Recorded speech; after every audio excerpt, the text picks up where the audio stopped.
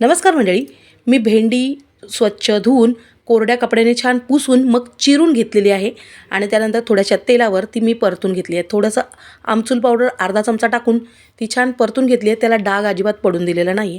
त्यानंतर थोडंसं तेल घेतलं आहे आणि तेल छान गरम झाल्यानंतर त्यात मी टाकले राई टाकल्यावर जिरे टाकलेलं आहे, कढीपत्ता, नंतर हिरवी मिरची आणि लसूण हे मी जाड वाटून टाकलेलं आहे आणि त्यानंतर कांदे टाकलेले आहेत छोटे छोटे 2, मीठ टाकलं आहे, हिंग टाकलेली आहे आणि हे परतून घेतल्यावर मी ही परतलेली भेंडी आहे ती टाकली आहे आणि ती छान परतून घेते।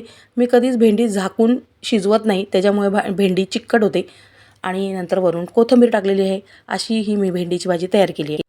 एका ताईची मला खूप रिक्वेस्ट येत होती की तिचं नवीनच लग्न झालं आहे आणि तिच्या नवऱ्याला भेंडीची भाजी आवडते, पण त्याला भेंडीची भाजी चिकट झालेली आवडत नाही।